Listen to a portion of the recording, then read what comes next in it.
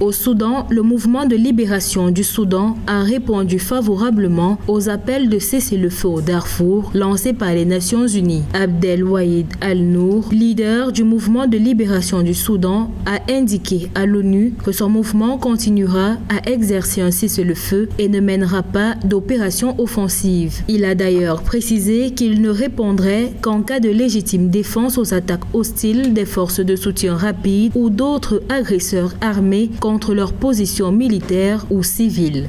Le Soudan reste aujourd'hui contrarié par une crise humanitaire depuis les événements de Darfour en 2003. Une telle décision est mise par un mouvement rebelle rentre dans le cadre d'une offensive diplomatique, d'amélioration d'image et de crédibilité, dans le cadre d'une alternative dans la gestion du Soudan après le départ d'Omar el-Béchir.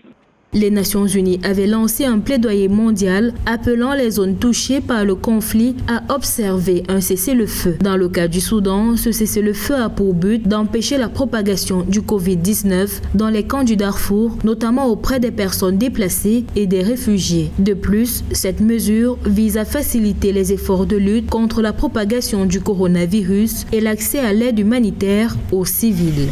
Au-delà des questions humanitaires, il faut entrer dans une logique purement diplomatique. Ce cessez-le-feu va permettre alors aux forces gouvernementales, notamment de se réarmer et de revoir également le commandement et la stratégie militaire adoptée depuis lors, dans le cadre d'une offensive éventuelle vis-à-vis de ces mouvements rebelles qui gagnent énormément du terrain.